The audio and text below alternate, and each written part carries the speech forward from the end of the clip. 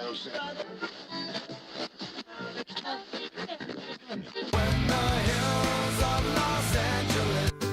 Angeles, I'm and most Hollywood nights.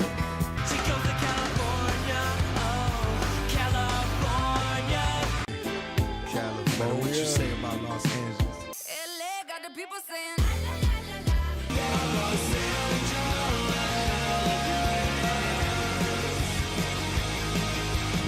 You're listening to Corner of the Galaxy on cornerofthegalaxy.com.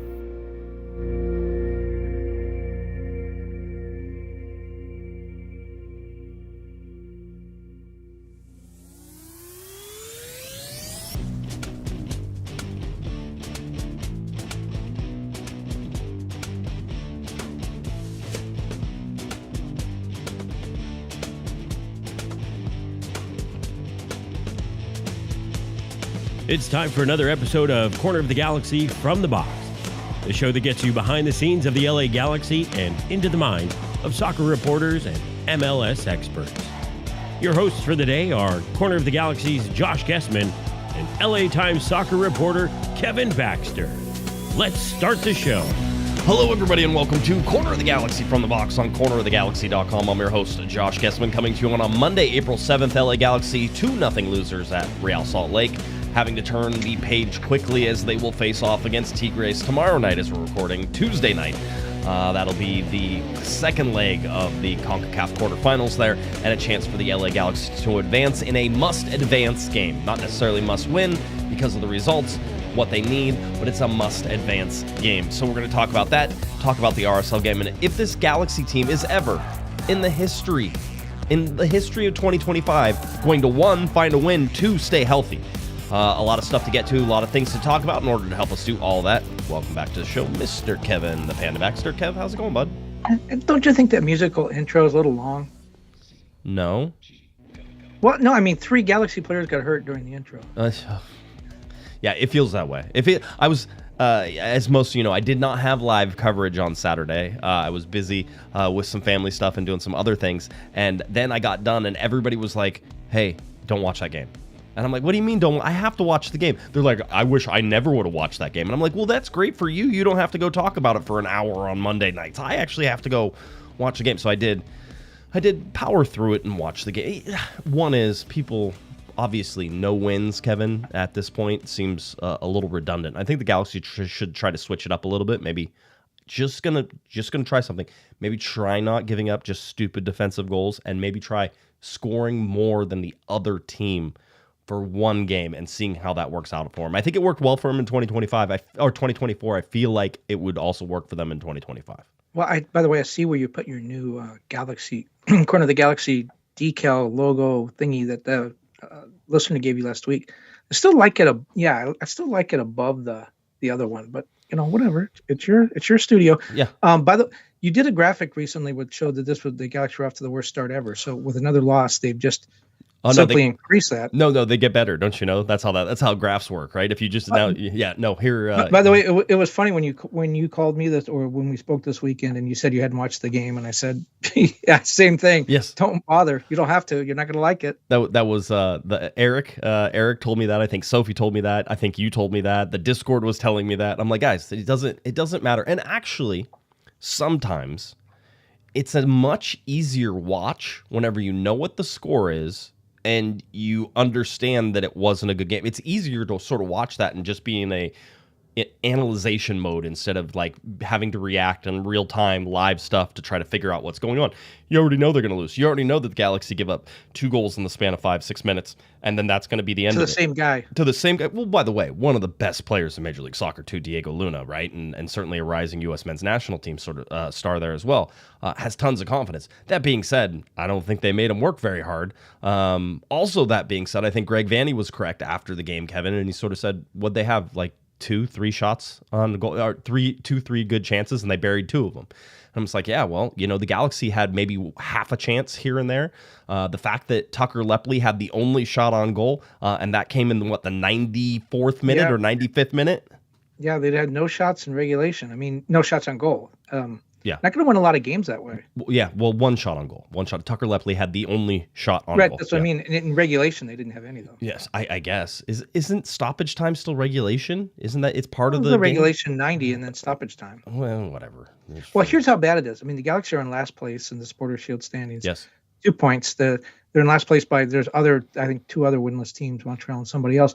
But the Galaxy have the worst goal differential. It's so bad that Michael Araujo, who announces Galaxy games and Angel games, said he's now going to do Angel games because he wants to be around a winning team. Oh. And if you know how bad the Angels have been He lately, didn't that's say that. real. One, he didn't say that. Don't put words into Mr. Mike's mouth there. But that is a good joke for all Angel fans and Dodger fans and everybody else. Angels are really good so far. No, Kevin. This is what they do. They have a good record. They do this all the time.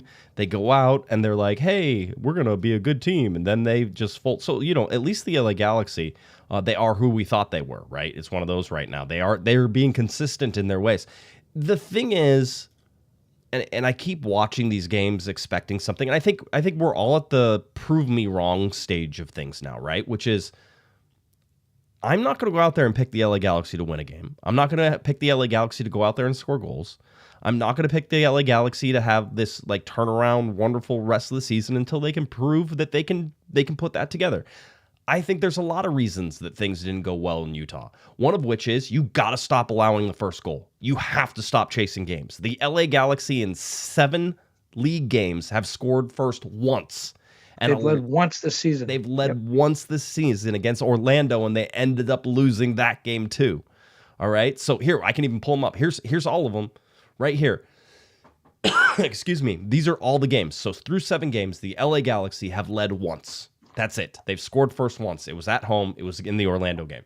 They go to RSL. You cannot chase. If we've watched, how many years have we watched the LA Galaxy play at altitude in Real Salt Lake? And how many years, the roadmap for winning at RSL is very, very simple, which is don't allow RSL to get a lead, because once they do at altitude, they're going to run you into the ground. That's what you saw in the second half. The Galaxy are more tired than most of these teams in Major League Soccer right now. They've been running more. The injuries have meant a shorter bench, which means players have played more minutes. The wear and tear on the legs is greater than most of the opponents the LA Galaxy are playing right now. And RSL has themselves to thank, because they got knocked out of a Concacaf Champions Cup earlier by Herediano. But the bottom line is the LA Galaxy look worse off. It looks like they're playing worse. And a lot of that has to do with the fact that they haven't gained any momentum they had coming off that Tigres 0-0 draw is gone. Shot. Well, go back to that graphic you had before about scoring first, because it shows the Galaxy have been shut out 3 times. How many times were they shut out last year? I believe 5 was the total one. Yeah. You were. Yeah, I'm glad you brought up that momentum thing, because that's exactly what I was going to talk about. If you're a Galaxy fan right now, I think the biggest thing you should be worried about is the momentum. They play well in fits and starts. They have good games like Orlando for the first 75 minutes. You thought, well, they figured something out. They're getting better. And then the game with Tigres, I thought they played really well. And you thought, well, they're going to take some of that momentum. Granted, it's a different competition. They're going to take some of that momentum to Utah. They did not. And I think if you're a Galaxy fan, I think you're worried about 2 things. One is the inability to build any momentum that they can sustain, that they can carry from game to game. In other words, what they're doing is they're starting every game from scratch. There's no like 2 steps forward and maybe a step back. They're just starting every game from scratch. The other thing is the injuries. And I'm going to go back to, everyone talked when we went into the season, everyone was talking about, well, they had the salary cap issues. Guys got bonuses from winning. You can't keep a winning team together. The parity of MLS. What we haven't talked about yet is the very short offseason. Teams like Kansas City and Real Salt Lake that went out early because of the international break and all those things. They stopped playing in late October or early November. They had a long off season. The Galaxy didn't play their final game until early December. They had a very short off season because they had Champions Cup. They had to come back early. They got maybe 4 or 5 weeks off. Guys like Yoshida, 37, having played the most minutes in MLS. Guess what? He comes back and he gets injured. Not a serious injury, but it's an injury. And you look at that injury list. Yoshida, Sanabria, who wasn't here last year, but still came to the team off a full season. Peck, Puig, we knew about him. Cuevas, Yamani, Paintsil, Nelson, all these guys hurt. And I don't think it's the physio's fault, because the Galaxy did not have a lot of injury problems last year. I don't know what the problem is, but it's denying them that momentum. And I'm going to say I think part of it was the very short offseason. Guys just did not get the rest in that they needed to get. You always question that. You always question, also the fact that you didn't get an off season, and these guys are used to off seasons, and sort of having that as a, sort of, it usually takes MLS Cup winning teams at the end to sort of, catch back up.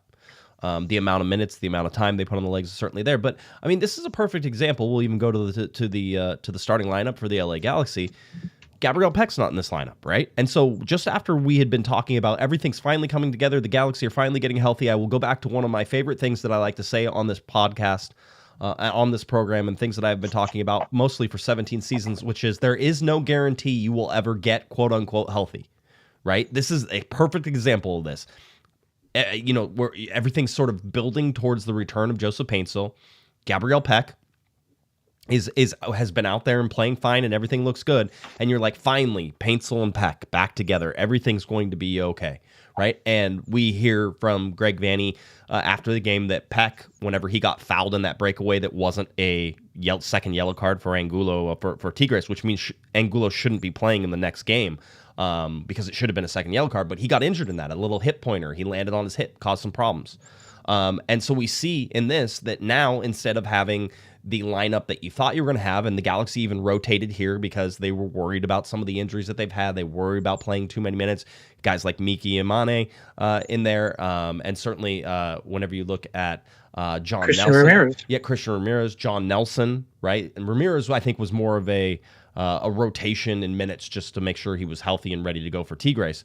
But, you look at, John Nelson, you look at sort of the ability to put him in there, or maybe you do something else, right? There's all these little things that sort of change because now you're worried about further injuries. You're trying to rotate a little bit. But Gabriel Peck should have been in this lineup. And if it's Gabriel Peck and Joseph Paintsil, then maybe Diego Fagundes moves in instead of the Ruben Ramos Jr. into that center spot, and maybe the LA Galaxy are a different team. But we can play maybes and everything. The bottom line is, and I think I've been pretty clear about it, is I said the LA Galaxy were going to have to figure out a way to get results before they got healthy, because it was going to take them too long to get healthy. They needed to figure out a way to get some of that. Those draws that they got in league play seemed like they were on the right spot. You go against Tigres 0-0, it seems like you're in the right place. You score first against Orlando. Everything seems like everything's finally progressing in the right way that it's supposed to go. But then you go to RSL. You're short on rest. You go up to altitude. Greg Vanney actually joked today, by the way, because they had a press conference today at like 5, almost 5:15, 5:30. I'll tell you all about that. But he was joking. He goes, no, we were at RSL last week or over the weekend. He goes, and we're much lower here in whenever we're in Monterey, right? He goes, technically the altitude is lower in Monterey than it is RSL. He goes, so I think our guys will handle it okay.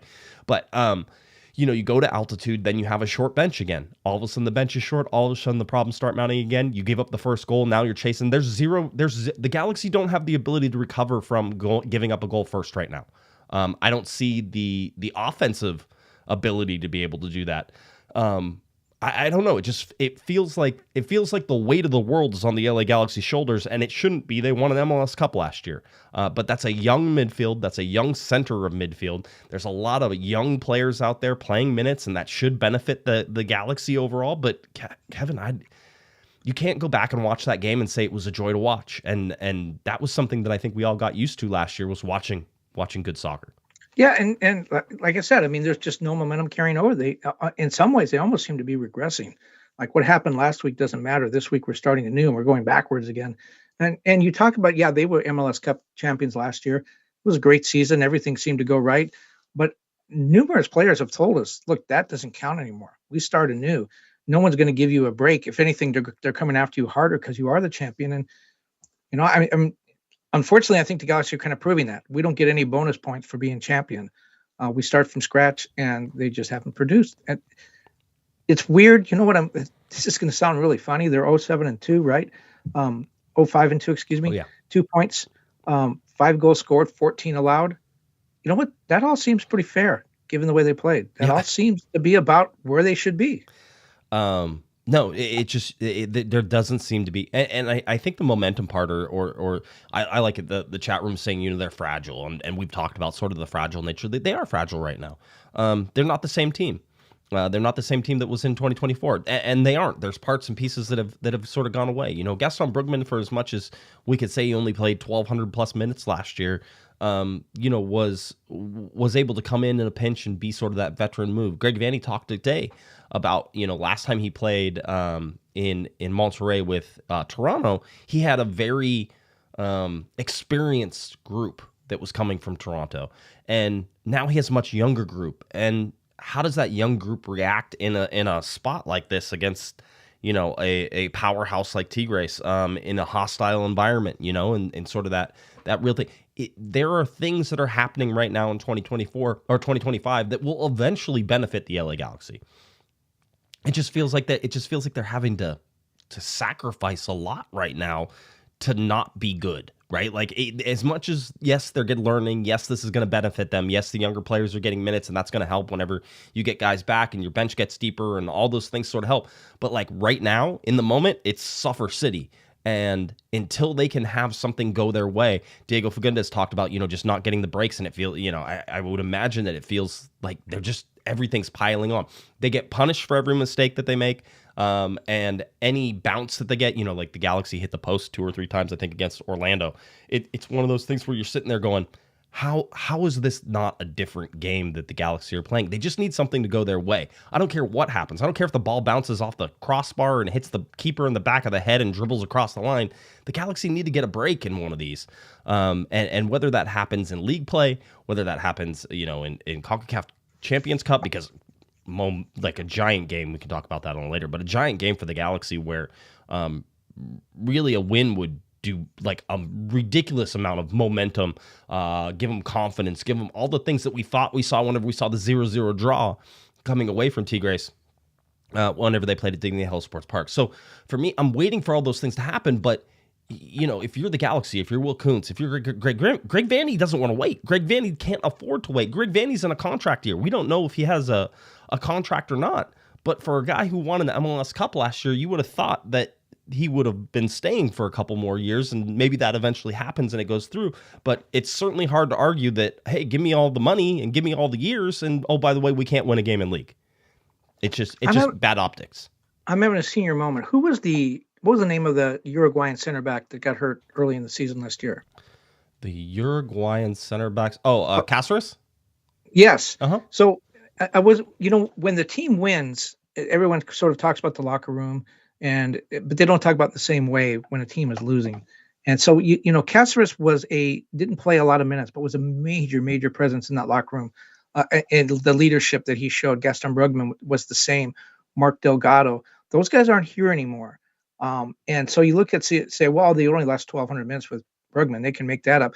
It's the day-to-day thing that he did in the locker room, being around the team. I don't know how much Ricky Puig is around the team now as he rehabs, but that's a missing ingredient. Those guys, the veteran guys being around here, a guy like Delgado with 10 years in the league to show some of the younger players how it happens, how to handle travel, how to do those things. And Dejan Jovalic too, my understanding, what I gathered is that a lot of players loved him. Some thought he was a little bit too bouncing off walls and a little bit too, high tempo and could, sort of enjoyed the time away from him. But he had a presence. That's my point. And there was a presence and a life in the locker room. And I'm wondering how much that's missed. We saw that when Sasha Kleshton left. That was a huge deal. They left a void in the locker room. And the guys that they did lose, again, looking at the minutes, Cáceres was hurt for more than half the season. Brugman did play 1,200 minutes, as you said.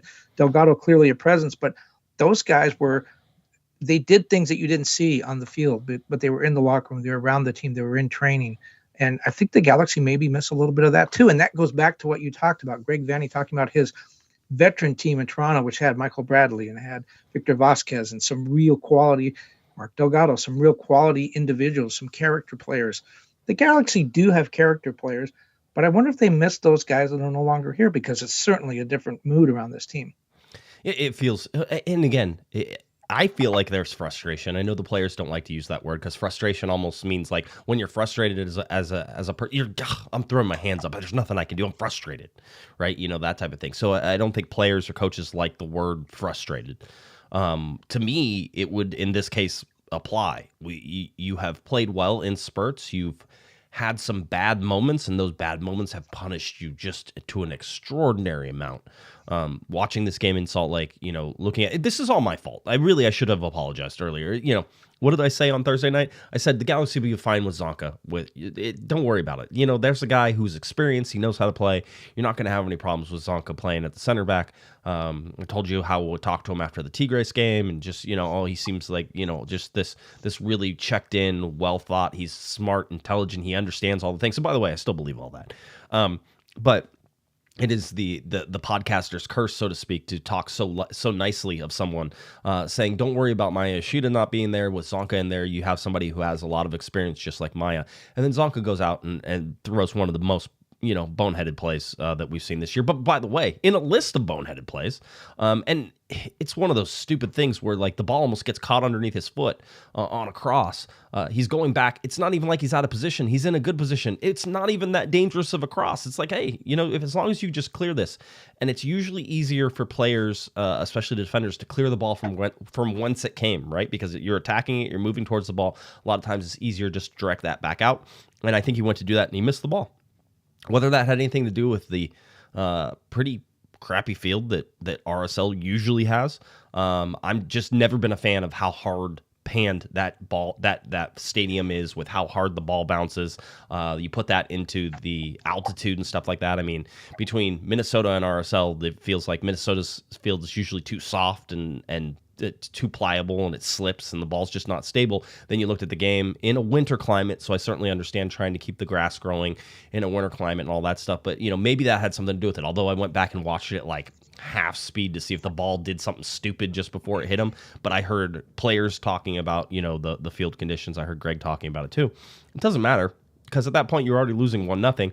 I think Harbor Miller got shielded off the ball in that first goal. Had he played that differently and more safely, the ball gets kicked out and cleared. And again, young person mistake. But the Zonka one is one.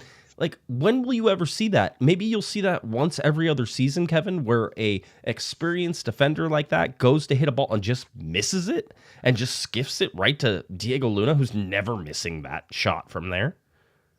Well, the thing is, I mean, not to excuse Zonka, once the players get on the field, you think everything should kind of be equal. Although the altitude and the bad field, those are both things. Zonka's played all over the world. He's played in some of the biggest leagues in Europe. He is an experienced player, and he's got a lot of minutes under him. But he probably hasn't played on the field like that. Probably, I would guess, never played at altitude in Europe. And the travel. He's already gone from Vancouver to Costa Rica, now to Salt Lake, now to Mexico. He's traveled. I would guess, if you looked it up, he's traveled more miles already than he did in any season he played in Europe. And that takes a little getting used to. We saw that a little bit, not so much with Yamani. Yamani seemed to never blink last year. Everything was just locked in. But we saw it a little bit with Peck. Definitely saw it with Paintsil. They needed time to get their heads around what happened in MLS. And as I say, that's not excusing Zonka, because once you get on the field, you shouldn't be whiffing on crosses.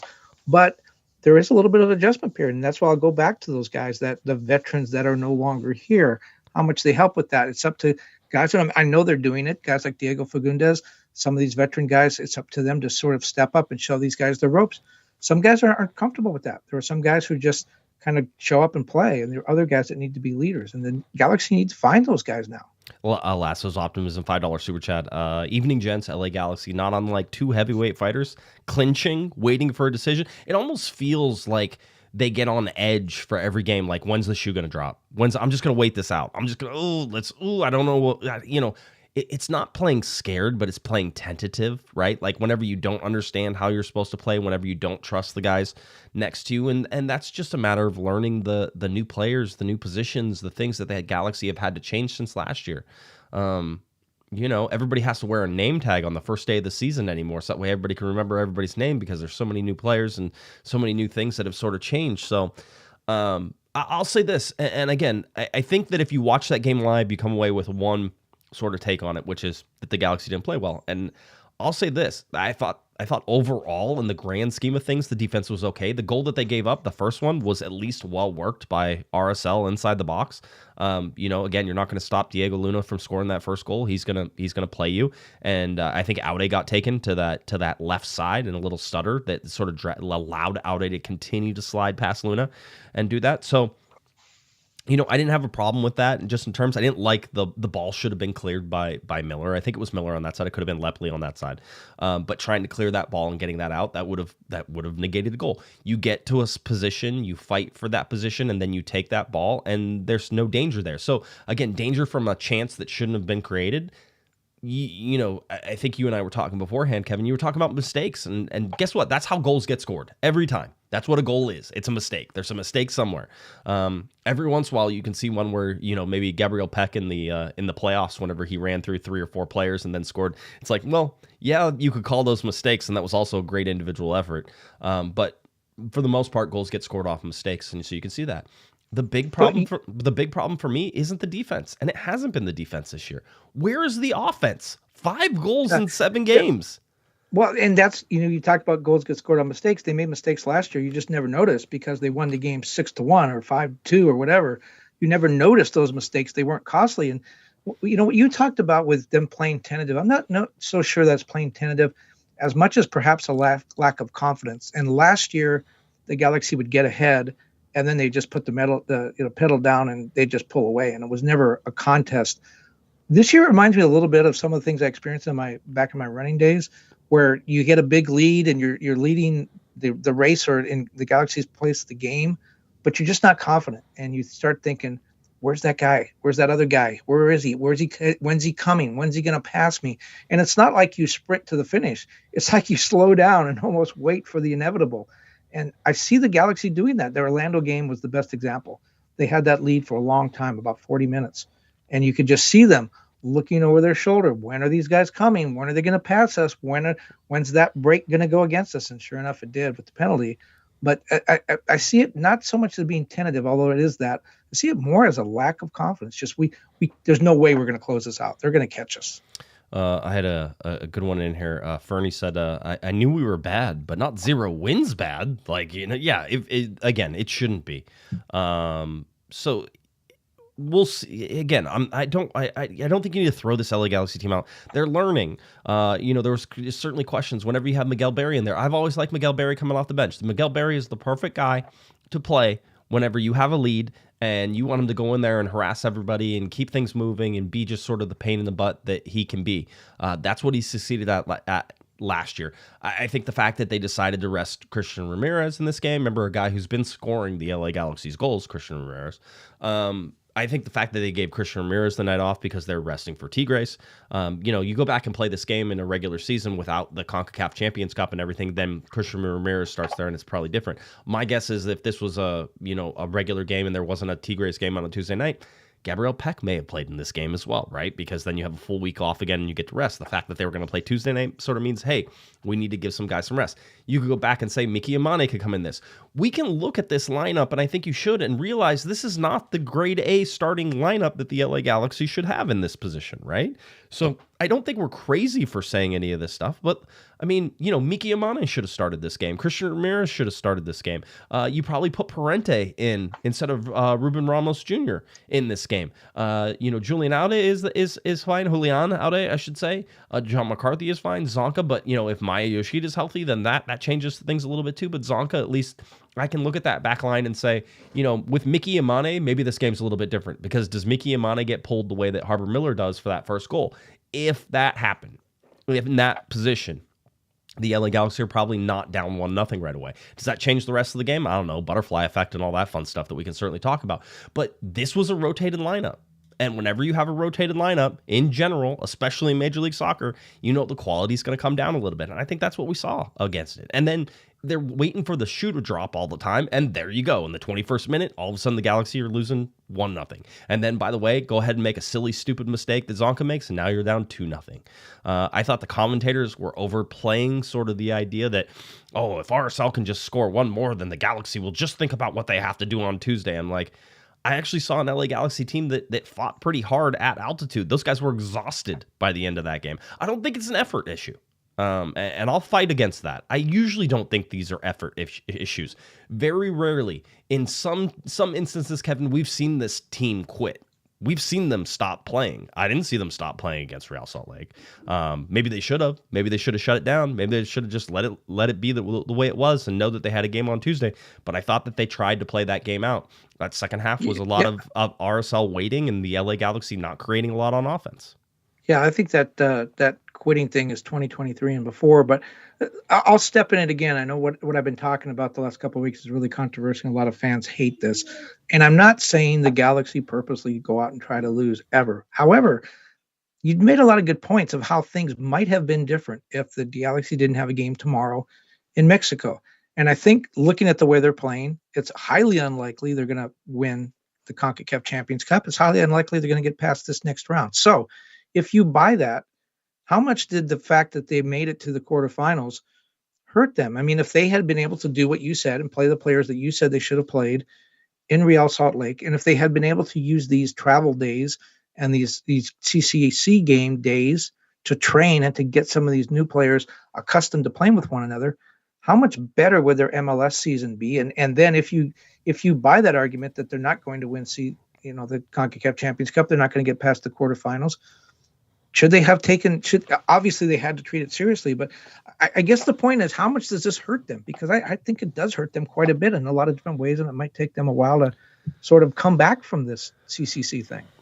I don't know. I hate those arguments. I think it's a fool's errand. You're going to try to win those things. And the Galaxy right now, with the way the league is going, their best chance at a trophy right now is through the CONCACAF Champions Cup. Yes, climbing a hill against Tigres. Gonna have to climb a hill against, America or Cruz Azul as well, right? But when you look at it, you are, one more series away from playing in a CONCACAF Champions Cup.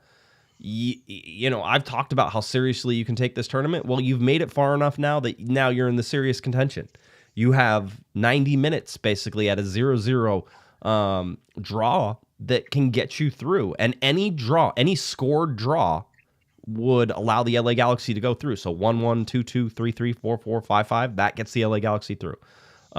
So you have a real chance at doing something special, and now you have to do it. Can you try to go back and look at this? Yeah, I mean, we can always play the what-if game. I certainly look at it. It's a rotated lineup, but guess what? That's what you do. You rotate lineups whenever you have a whole bunch of games. So I don't know. I want to be very wishy-washy. I'm not even sure I believe, some of the stuff that I say in terms of trying to defend, just because it feels so foreign to see this team not play bad. Our eyes are telling us they're not playing bad. By the way, this game against RSL was probably one of their worst. Possibly was the worst game that they played this season. Well, and again, that they're not building game to game, which is the point that you've been making. No, it's not. It's not stacking. But again, you rotate enough, and maybe that's the result of not gaining, from what it is. I think you're going to see excuse me. I think you're going to see a very familiar lineup on Tuesday night going with Tigres. I think that will restore some faith in what you see. Whether or not they end up winning that game is going to be something that we'll have to judge afterwards and see whether or not they put together something. But I think that there were enough changes in this lineup and the way that they wanted to play and who the personnel were, that this was one where you needed to score first and try to hold on. And instead, the LA Galaxy gave it up. The offense had been looking better. Having only one runner again with Joseph Paintsil was frustrating. Seeing, Miguel Berry almost got to the right point a couple times, but seeing how, again, there weren't enough attacking options to really keep RSL from just overloading on Joseph Paintsil. And with all the speed he had, the Galaxy very rarely played him towards goal. It was always down the line. The same thing that they've been doing with Peck, which is down the line, down the line, down the line. That's fine as long as you have dangerous runners who are going to make that. And right now, the Galaxy don't have that. And so you have to find a way to move a Joseph Paintsil and point him more towards goal, or move a Gabriel Peck and point him more towards goal. You get both of them, and you can have one run down the line while the other one is trying to run into a better location. But we have not seen that in 7 league games from the LA Galaxy. We have not seen Joseph Paintsil and Gabriel Peck playing together. We can go to the designated player list that we keep track of, but to know that this has not been the expected sort of start for the LA Galaxy and the designated players. Again, 33.3% of the total minutes. It's just not there. right? And so we're starting to see that the Galaxy just don't have the playmakers on the field to be able to do it. And you add to that sort of that young midfield, and I think that's what we're seeing. I think that's the big problem. I think the young midfield, I think the inability to sort of break lines. I thought Tucker Lepley on the right-hand side was more limited than I expected him to be, but maybe they wanted that combination with Joseph Paintsil on the right-hand side too. I don't know that we saw a put-together team against RSL. That's what I'm saying. And you talk about that young midfield and breaking guys in and getting guys chemistry and comfort with each other. Let's just go back and look at the last week. Saturday they played a game. Sunday they had regen. Monday probably a training. Then Tuesday a walkthrough. Then they played Tigres on Wednesday. Thursday regen. No. Right? No. Try again. So today is Monday. Oh, Tuesday they played. Yeah. So they played on Saturday. Sunday's recovery. Monday morning they basically. I don't even know that they did anything because it said that they traveled AM this morning to get to Tigres today. So I don't know. No, I'm going back a week ago. Oh, okay. Okay, it was still Tuesday. Yeah, I don't have to go through every day. The point I was going to make, in the last 2 weeks, they've had maybe 2 days to train. It's been regen, walkthrough, travel. They've had maybe 2 days to train. That means 2 days for guys like, the uninjured players, the Tucker Lempleys, and those guys to have a full speed training session with Peck and Paintsil, and some of the guys are going to be trying to work with on the field. They're going to be trying to hook up with. And so if you don't get that training this time together this time of the year, it just simply takes you longer to gel. And I think that this, in a sense, this tournament has kind of forced the Galaxy to give up 3 weeks to a month of preparation that might have been able to use. And that's where I think this tournament hurts a little bit. But you're right. This may be their best chance. They're looking at it right now, certainly, and saying maybe their best chance to win some hardware. You look at I think it was 2013 DC United. They won 4 MLS games, one of the worst teams in history. But guess what else they did that year? They won the U.S. Open Cup. Is that a successful year? They won hardware. They won a national championship. You never know. Or is that a dismal year because they only won 4 MLS games? It's man. I remember that year. Oh man, that was a year to watch. DC was horrible, and then they won U.S. Open Cup. No, it just matters. If you're going to stay hot in this tournament right now, then stay hot. I'm one that said that it's a third-rate tournament. It is. You're getting to the part where people actually start paying attention, though. But what are their best 2 games of the year, the Galaxies? The best games that they had, certainly the Tigres 0-0 draw is the best game they played. Right, and the second best? Herediano? 3-0? No. What was that? What was that, 4-1? Yeah, 4-1, I think. Yeah, 4-1. Yeah. No, I didn't think that was the Galaxy playing above the level of competition, right? Like it was one of those. I would actually say the Portland game or the Minnesota game, the games that they drew, one of those was actually a pretty good game.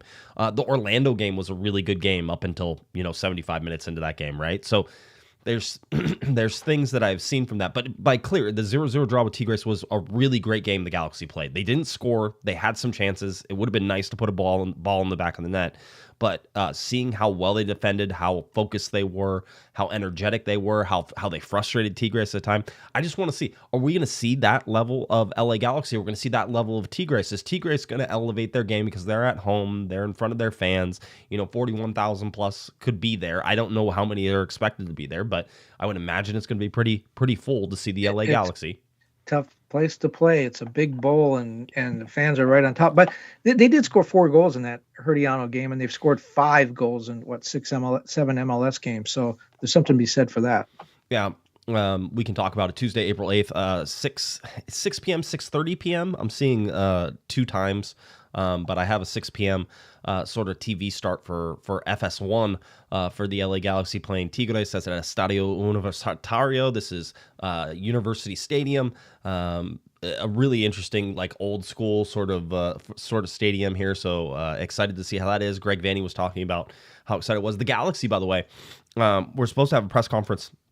It started at 4:30. At 4 o'clock, I got a phone call saying that they were going to be late, and that it was going to be pushed till 5. And then we didn't start that, I think, until 5:15 or 5:20, somewhere in there. The Galaxy got stuck in traffic coming from the airport. It's a long way from the airport to the city, anywhere around the stadium. So I can totally see that happening. Yeah. So apparently they were very late getting to the thing, and so we got to talk to Greg Vanney and Christian Ramirez. I don't think there's anything major that you need to pull from that, but we did get some injury updates for this game. Lucas Sanabria and Gabriel Peck will be available for tomorrow night's match.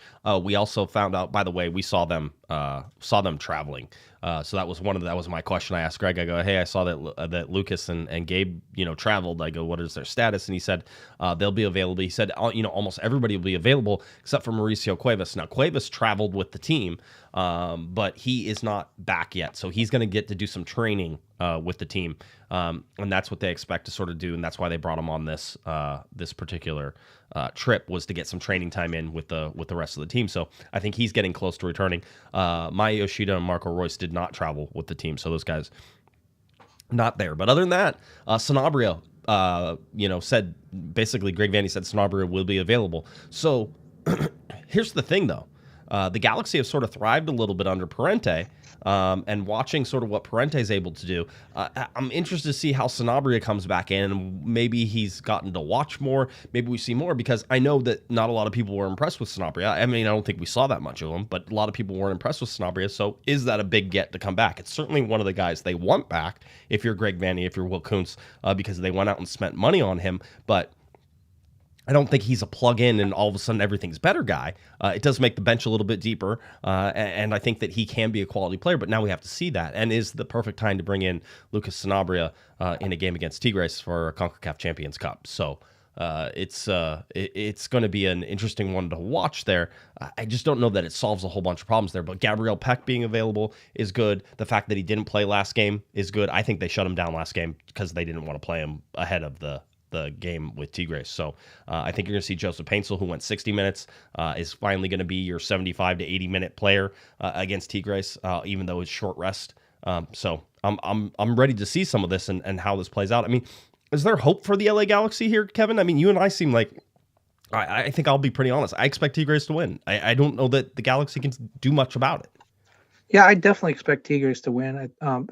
Especially given the way the Galaxy played, although they've been a totally different team in the CCC. So we'll see. I wanted to pick up on something you said, though, about getting guys like Cuevas and Sanabria maybe just to sit and watch the game and maybe come in at some point, but basically to be on the sideline and watch the game. And people may think, well, that's kind of ridiculous. These guys are professional soccer players. Certainly they've seen a lot of games. But Emma Hayes, the coach of the women's national team, was talking about her young player pool.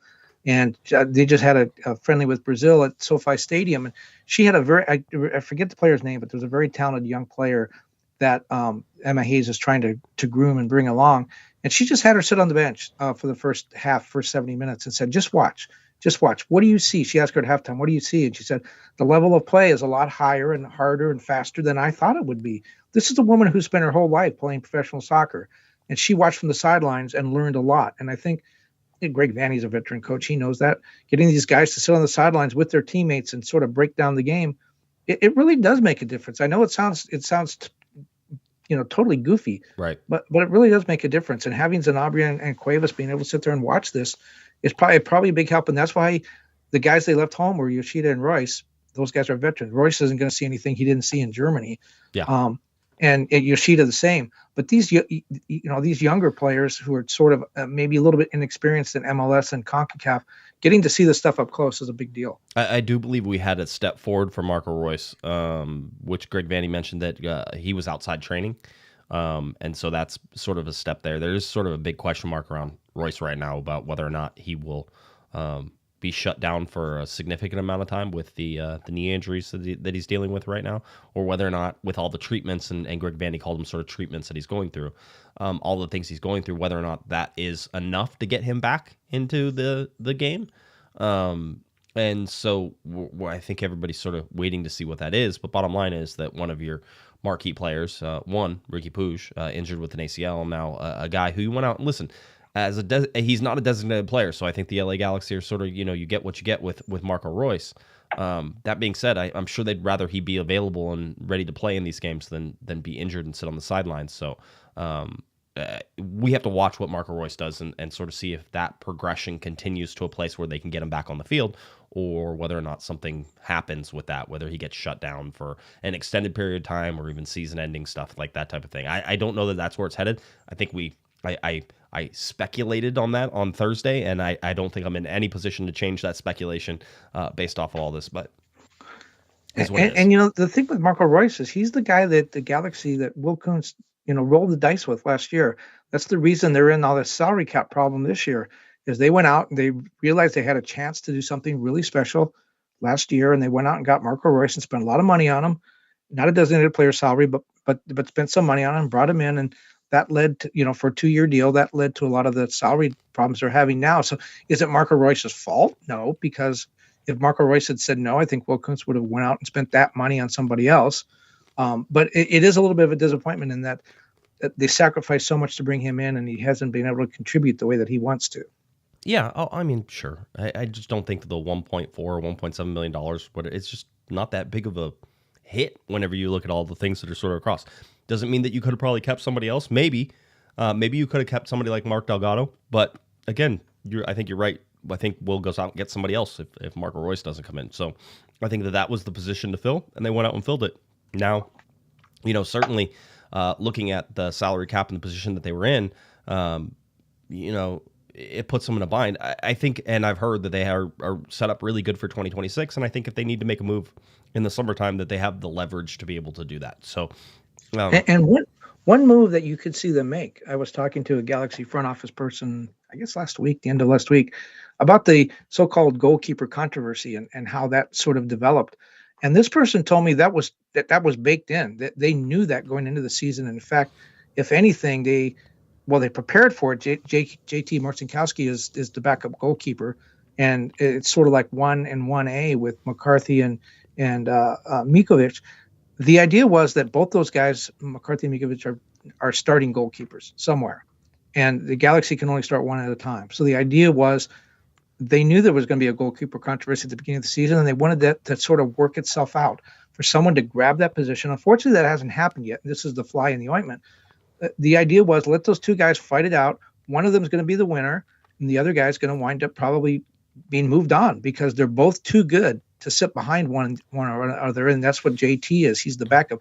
Now he's healthy. He's been trading time with Brady Scott down at Ventura.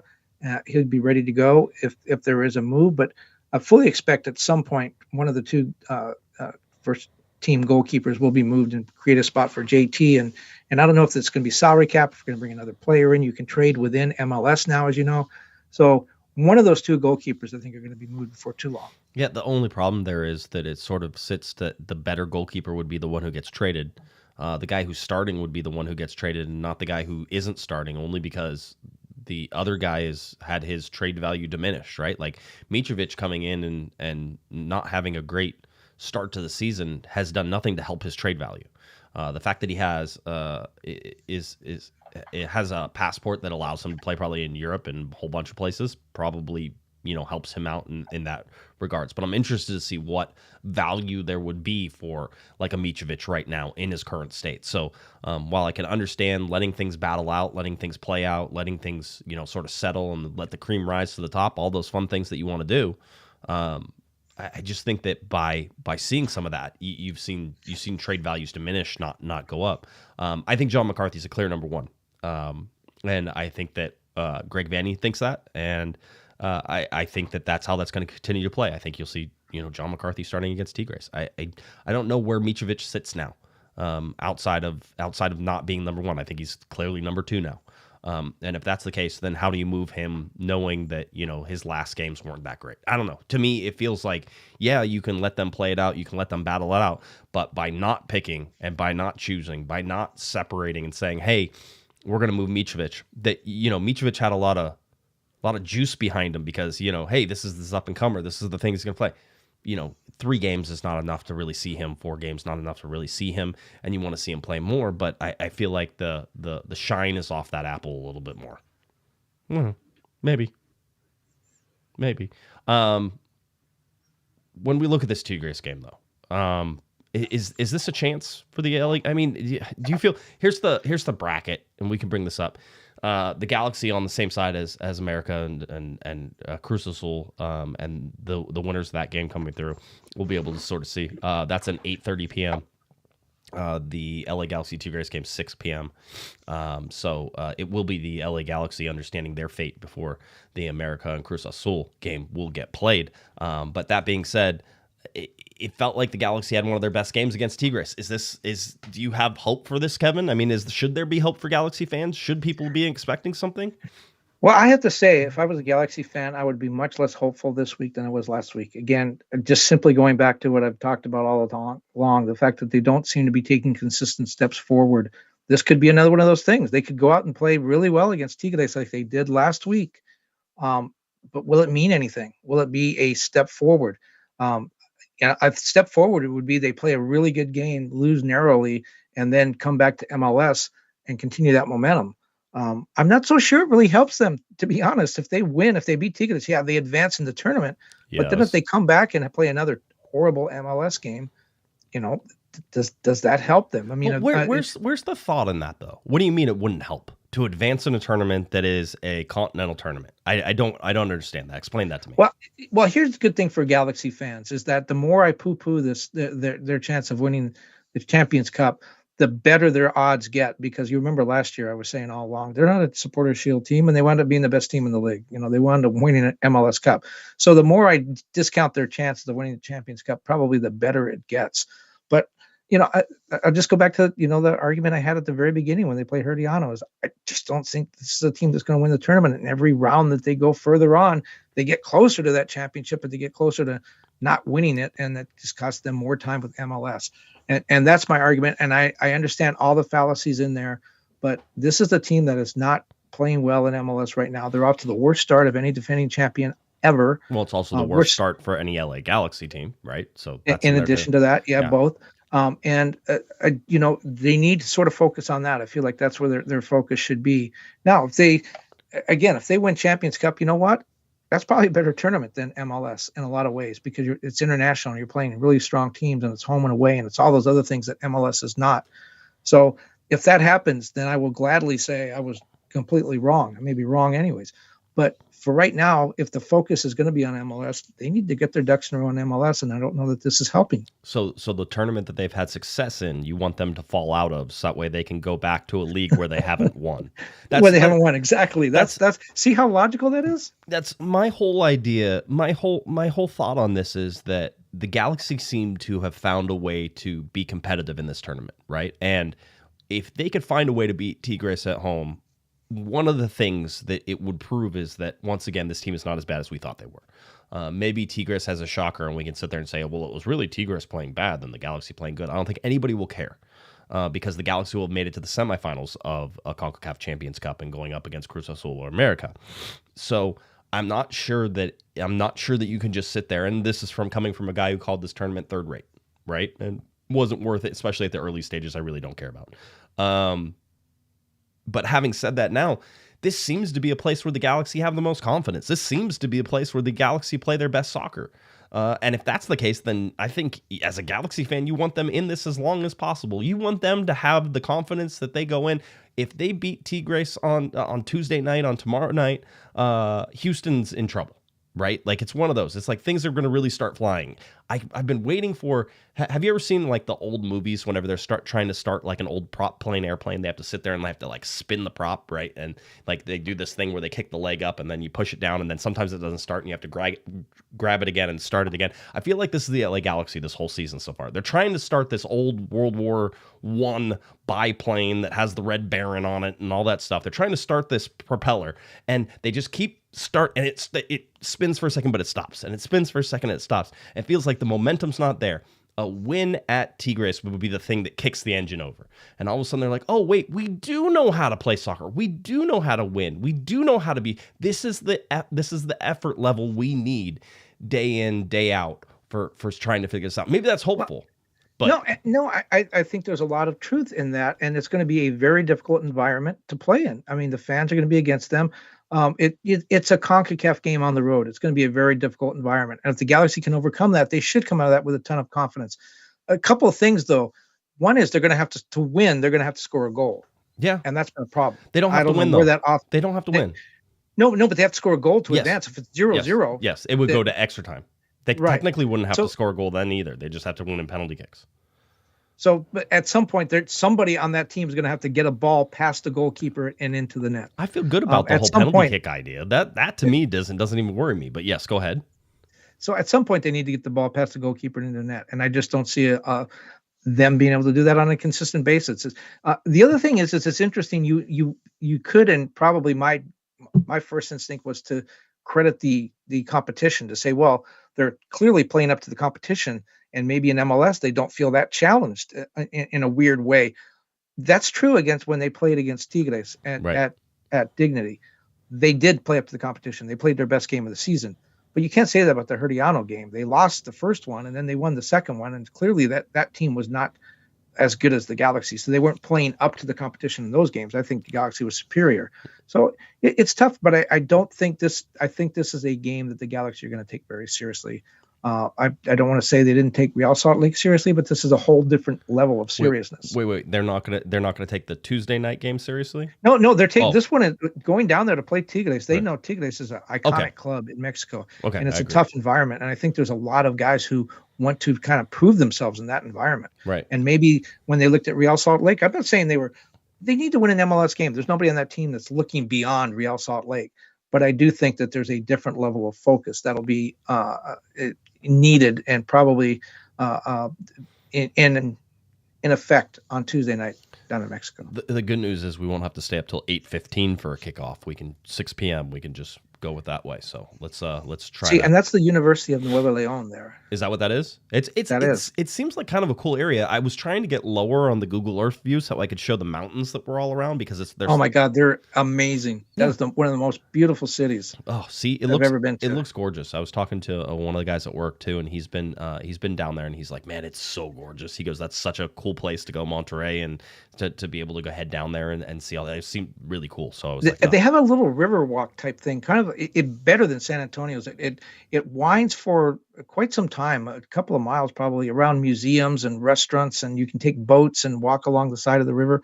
It's not really a river; it's more like a sort of man-made canal, but it's very, very cool. Very cool. Let's see, $2 super chat from Adam. Is it true there's no must-win games in MLS? I don't even know what that means, Adam. Try a better question, and maybe we can answer that. Javier Rodriguez, $5 super chat. Hey guys, thanks again for all you do. What do you think if Paintsil and Peck change sides and focus on center passes to Ramirez? There is, and Greg Vanney likes to do this. You have a right-footed, well, they're both right-footed. They really are both sort of dominant foot guys. But Gabriel Peck is a left-footed guy, and he plays on the right, and he cuts in and hits shots with his left foot. You have Joseph Paintsil, who's a right-footed guy who plays on the left and cuts inside and plays for his right foot. Vanney likes to invert his wingers, right? And maybe there's something to it. I talked about straight line speed and trying to get one of those guys running at goal, and whenever you have two of them, there's a better chance of that happening.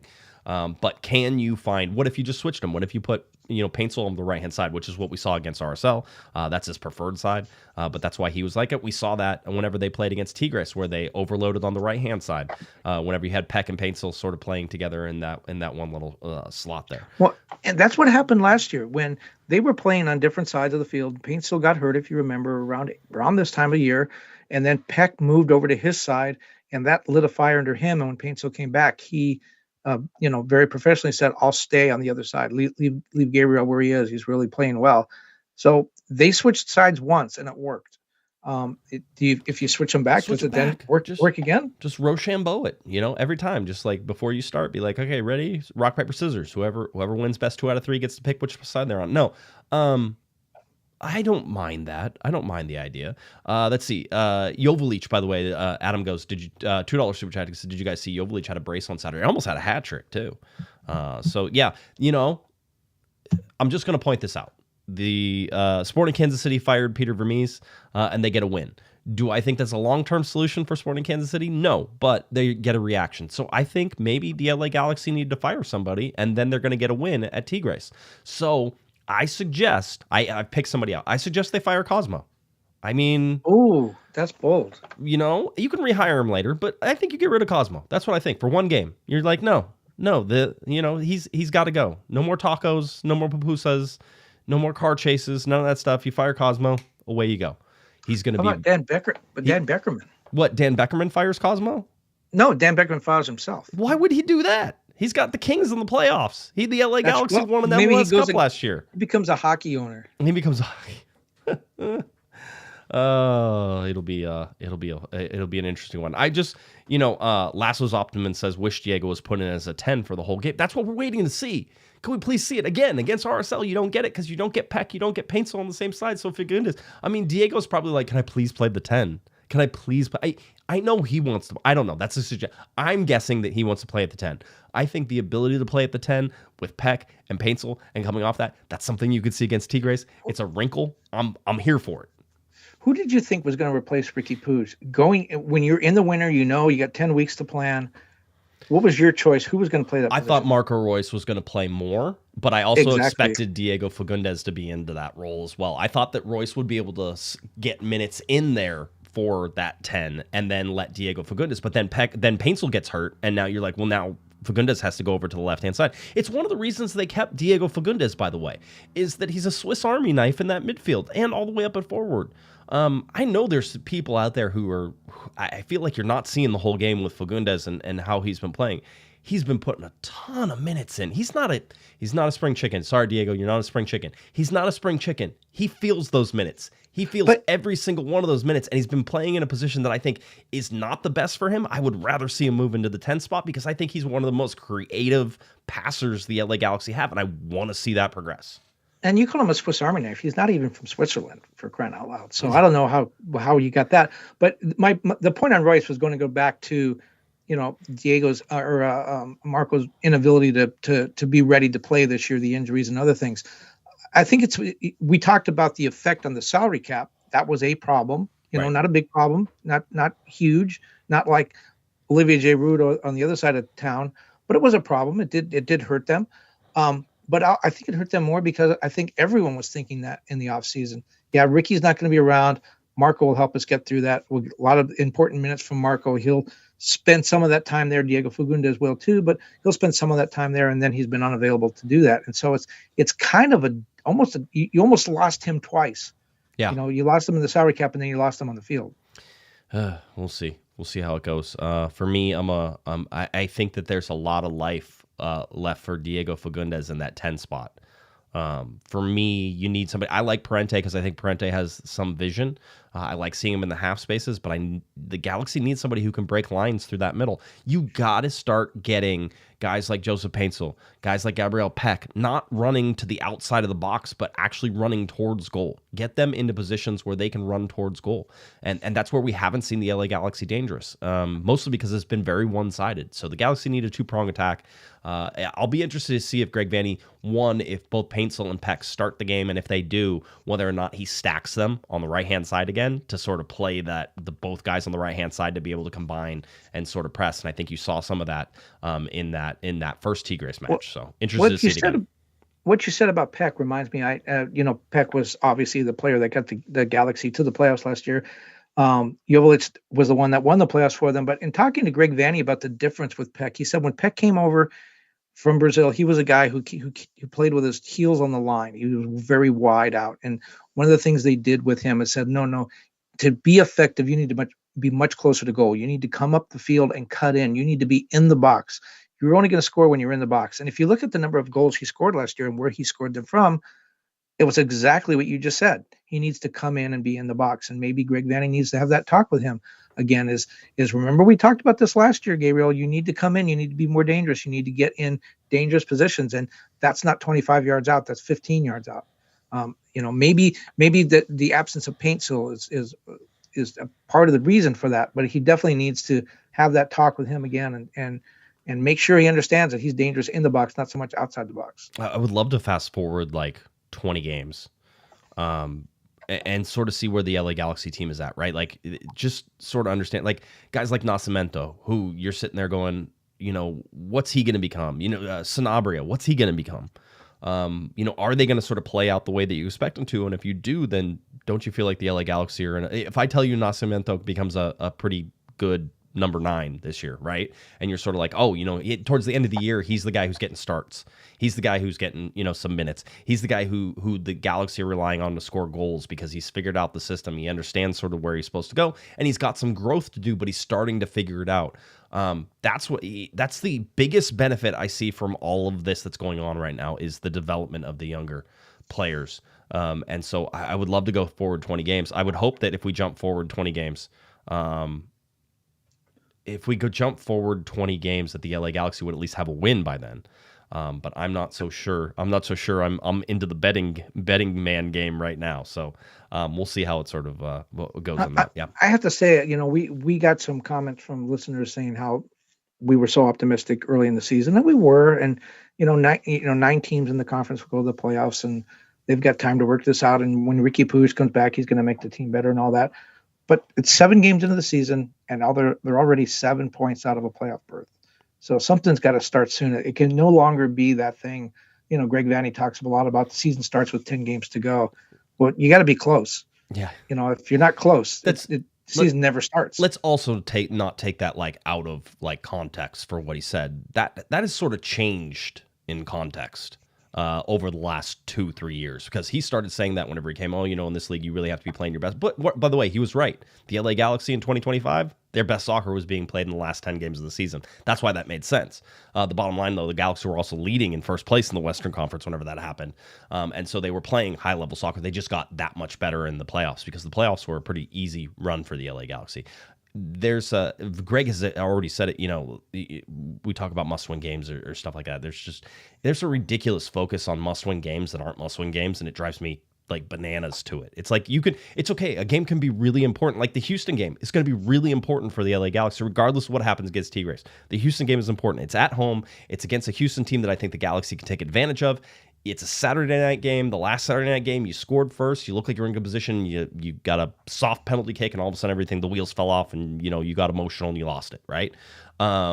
The Houston game is a really, really important game. It can be a really important game for confidence, for pushing the LA Galaxy forward, for doing all these things without it being a must-win game. There's this obsession with must-win games, and people think that they're saying something whenever they call a game that isn't a knockout game, that isn't a super important game, that you call it a must-win game. You think that there's a diminished importance whenever it's not. And I just find that ridiculously shallow thinking. It's well, here's the problem with the must-win game. If you tell your players it's a must-win game and you lose, why even bother to show up for the rest of the season? You have had your must-win game and you lost it. You lost. Go home. You can't say it's a must-win game unless, again, as you said, it's an elimination game. Then you must win to continue. But must-win games at this time of year, they're important games you really need, games you need to show up for. But if it's must-win and you lose, then go home. Let's see. Majo gave us a $2 super chat. Reverend Lovejoy or Josh in a train. Nobody will ever beat me in a train off. I am the master of trains. I am president of Train Club. I am. Ooh, Mr. President. I mean, I got keys. There's a joke. You have Secret Service? There's a joke in that, which is I've got keys and everything. But that's an inside joke that we have at the Train Club.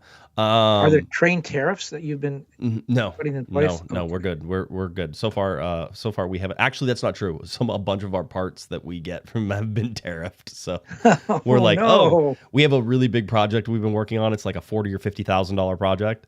And now it's like a $65,000 project instead of a $40,000 project. So yeah, it's been. You got to buy your train parts from American train manufacturers. Yeah, as soon as we find some of those, we'll get on it. Executive producer Herb, $20 super chat. Hi Josh, hi Kevin. Late to the show. We'll listen to the recording. Love the show. Thank you for constantly giving us our Galaxy fix. Oh, you're welcome, Herb. I mean, I just had to watch a game that nobody wanted me to watch today while I was at work trying to work and do other things. But it is what it is. I always appreciate you, Herb. Always good to see you. Always good to hear from you. Yeah, that's what we got. I don't know. This is it. The LA Galaxy and Tigres. Listen, I think this is a crazy fun game to be able to watch. I think if you're a Galaxy fan right now, you do not be nervous about this game. Enjoy this game for the spectacle that it's going to be, because the LA Galaxy are in a position where, it's a must-advance game. You got to advance. You got to figure out a way to do it. You got to score goals. You got to fight for it. And if you're down, you got to figure out a way to come back. It's fun. Tournament play is fun, because this is what's cool about tournament play, is that there is no tomorrow in tournament play if you can't figure out a way to advance. And so you don't get these that often. And for the LA Galaxy, who are, back against the wall in terms of the league, this is a great opportunity for them to find something. So I think you're going to see a very strong lineup for the LA Galaxy. I think you're going to get a Peck start. I think you're going to get a Paintsil start. We'll just look at the lineup from the RSL game, but just look at how we can change this. You're going to have Paintsil on the left. Peck and Paintsil with Ramirez in the center. With Ramirez. Sure. So you just changed the entire front line of the RSL game, right? Because you're doing that. You're going to move Fagundes down to the 10. All right. You're going to be able to put Let's see. You could put Tucker Lepley in on the left-hand side, which I think he has a lot more success on the left-hand side. Sort of like that. Cerrillo's going to be in there. I think Parente's going to play, so that's going to be your midfield. So again, I can change things around a little bit in the midfield too. Julian Aude on the left-hand side is great for me. Put in, excuse me, Miki Yamane, and then you have, Aude, Zonka, Garces, Yamane, and John McCarthy in goal. Tell me that's not something that tell me that's not a team that you don't think can go and get a result. Yeah, and Winder's got to get involved too. I don't think the Galaxy, and again, this is me poo-pooing the Champions Cup, and I'm going to ride that one into the barn since I started there. But the Galaxy are looking for confidence. They're looking for some breaks. They're looking for a good performance. They're looking for a lot of things, not necessarily a win, although win would be great. But they're looking for some momentum. They're looking for some chemistry, some confidence. They're looking for a set lineup. There's a lot of things that they could come out of this game with, even if they didn't win, that's going to help them. And again, playing in that environment against that team, let's say they don't win the game, but they play a good game. That I don't know. It just seems like it's going to count double because you're right. The environment, this game is going to be so much fun. If the Galaxy come out of that feeling good about themselves, it's going to mean a lot more than beating Real Salt Lake on the road. Yeah, I think it goes Charlie $2 super chat. Must win? ? It would be nice if they won a game. Yeah, sure, but it's not a must win. It's a must advance. This is tournament play. Figure out a way to advance. You don't care must how it draw. happens. It's a must draw. It's a must draw. Absolutely, you got to do. Well, no, but see, you could win the game too. So there's not one outcome. Must not lose. Must not lose. That's there it. There you go. Let's see. $5 super chat from Adam. Does anything change now with the Galaxy being the only winless team in the Western Conference? No, nothing changes. What else would you like to change, Adam? You mean you want personnel changes because you think firing Greg Vanney would somehow change something? I don't. Again, who are you going to replace him with? I think he's one of the best coaches in Major League Soccer and has been. I don't know that anybody. Again, give me a good reason why you would get rid of Greg Vanney. I don't think one exists right now. Mauricio Pochettino could become available real soon here. Maybe that's a guy you plug in there at like $7 million a year. Oh man, yeah. I would hope not. For the U.S. men's national team's sake, trying to figure that out would be a nightmare. But no, Emma Hayes could coach both teams. That would be awesome. I don't think she wants to coach both teams. I don't think she wants that at all. She seems like she very much enjoys coaching the U.S. women's national team. She's having a ball. She's having the greatest time of her life. She seems like she is great. Absolutely great. So that's what it is. The LA Galaxy playing against Tigres coming up at 6 p.m. The game is on FS1. Make sure you check that out at Estadio Universitario in Monterey, Mexico. So the Galaxy already down there. I believe they were training this evening, light little walkthrough training, and then they'll be back at the stadium. What do you want to bet they don't get a good night's sleep tonight? You think there's going to be some fireworks and stuff outside the hotel? Come on, this is CONCACAF. There's got to be, right? Well, yeah, they need to kind of keep that secret, but when they had the big bus going to the hotel, it probably wasn't much of a secret. Yeah, Adam, $2 super chat. I meant lineups or tactics with changes. I mean, start all your best players. That's what I would do. That would be different than the RSL game. So I don't think you need to oversimplify it. The LA Galaxy know how to play within a system. That system invites many different options of how to play. They can play quickly. They can play slowly. They can build up. They can play from the middle. They can play from the outside. They can play a counter-attacking side. They can do all sorts of different things within this system. I like the versatility of the system. So go out there and do it. Yeah, but he does have a good point in that if you're not getting success and your best players aren't there, do you change the system? No, I don't think you do, because I think Greg Vanney is aiming for the point of the season when everyone's healthy. And if you start changing systems and say, okay, when Ricky Puig is here, here's how we'll play. When Joseph Paintsil's hurt, here's how we'll play.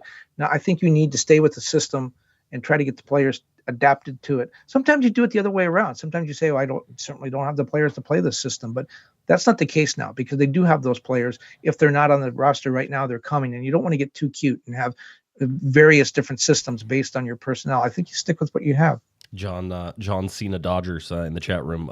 Wooden spoon and CONCACAF Champions League trophy in the same year. Let's go Galaxy. See, that's what we were talking about. That's what DC United did. I don't want the wooden spoon. Please don't. No, they won a U.S. Open Cup, which is not a continental tournament. I guess maybe it's not a continental. No, but my point is they got a trophy and the wooden spoon in the same year. Yeah, Lasso has it. Really nothing to lose. At this point, there is nothing to lose. What, another game? No. Who cares? Who cares if you lose another game? I don't care. Nobody cares. This is the thing. Again, I want everybody to say it with me on this podcast. There's many times that I think that fans will stress themselves out for a game like this. Go and enjoy this for the spectacle that it's going to be. And when the LA Galaxy play well, you will enjoy that. And when they advance, you will enjoy that as well. And if they don't, but you enjoy the spectacle, you understand the experience, you understand the benefits that it could possibly provide to the LA Galaxy, then yeah, hopefully you have something Okay, there. so it's a must-enjoy game. So it's a must-enjoy game. Yes. On Thursday night, we'll, of course, get you back ready for the LA Galaxy playing on Houston coming up on Saturday night game, 7:30 p.m., 7:40 p.m. kickoff time, so that'll be fun. Who's the guest host then? I don't know yet. I haven't figured it out. It could be Eric. It could be Sophie. It could be Alex. It could be any of those people. So Sophie, by the way, the disembodied voice of Sophie on Zoom asked Emma Hayes the best question after the game the other night. I know. She told me. It's just uncanny the way she does it. I know. She told me. She told me all about it, and I was like, of course it does. Again, Sophie's like the best question taker, and I've said this. I don't even like her questions, but they always get such great answers. I've been doing this 45 years, and whenever Sophie starts a question, I'm like, oh my God, where is she going with this? And then it gets the best every single time. It's the lead to my story. It's the best answer ever. Every single question she asks. 100%. She's amazing. I love Sophie so much. Mr. Ravino, by the way, said enjoy this game. I was talking about enjoying the game, and he goes, it may be the last Concacaf Champions Cup game for 10 more years. You never know, right? The LA Galaxy knocked back out. Everything goes sideways again. The Galaxy slide into the abyss. They just popped up to the surface to win an MLS Cup, and now they're sinking down to the bottom again. We can give you your standings again real quick. LA Galaxy at the bottom of the Western Conference in 15th. Vancouver Whitecaps 16 points. So right now the LA Galaxy are 14 points behind the first place team and the Supporters Shield. In that being said, the LA Galaxy are a total of 7 points away from being in a playoff position. Don't tell me you can't make up 7 points in the remaining games. So that's something. Columbus at the top of the Eastern Conference, Miami second, Philadelphia, Charlotte, Cincinnati, all that fun sort of stuff. So that's what we have in terms of... Here's a trivia question. Last coach to coach the LA Galaxy in a CONCACAF tournament. Not Leagues Cup. I mean, Bruce Arena. Yes, and guess where he'll be this weekend? At LAFC, which is not the same as being at Dignity Health Sports Park. No, right? no, he comes at the end of May. Okay.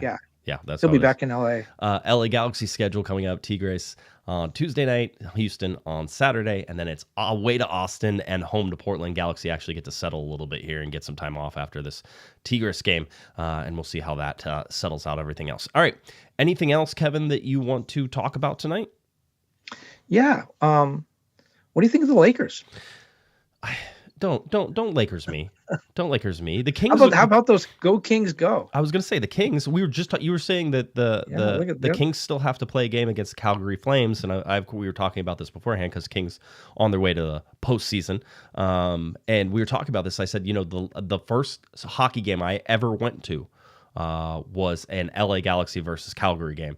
And Kevin goes, what was that, last week or something? Right. And I go, it was at the Forum. So it was probably 33 years ago or something like that. I was like 10 years old or something like that. So that was the first game I ever got to go to there. So yeah. As we speak right now, the Kings are playing, so this is changing as we speak. But they are 4 points up on Edmonton with 6 games to go. If they finish ahead of Edmonton, they will play the Oilers again as they have the last 3 years in the playoffs. But this time, they'll have the home ice advantage, and the Kings have the best record in the NHL at home. So maybe Go Kings go. It's fair to dream. Go Kings go. I'm there. I am a casual hockey fan. I enjoy watching And hockey. enjoy the game. Exactly. I just hope both teams have fun. That's really whenever I watch hockey. I just love watching hockey. It's a good time. So excited for the Kings, and hopefully they can do stuff. All right, that does it. If you are looking for Mr. Kevin Baxter on any of his wonderful socials, that's at KBaxter11. Head on over to the LATimes.com for all of his coverage, including the hockey coverage, including the soccer coverage, LATimes.com for all of Kevin's great stuff. If you're looking for me on any of the socials, at Galaxy Podcast, head on over to cornerofthegalaxy.com. And then, of course, it is Apple iTunes, or it's Google Play, or it's Spotify, or it's SoundCloud, or any of those places where you get your wonderful podcasts. You can find Corner of the Galaxy. Tell your friends, tell your family, tell the people you don't like very much. Maybe we can get them hooked on this, and they'll have to listen to us every night for the rest of their life. That would be fun too. All right, for Mr. Kevin the Panda Baxter, I am Josh Pato Guesman. You've been listening to Corner of the Galaxy from the box on cornerofthegalaxy.com. Have a great one, everybody. You've been listening to the Corner of the Galaxy podcast on cornerofthegalaxy.com. You can follow the show on Twitter and Instagram at Galaxy Podcast. And be sure to check out and subscribe to iTunes, Stitcher, and Facebook by searching for Corner of the Galaxy. And we thank you for listening.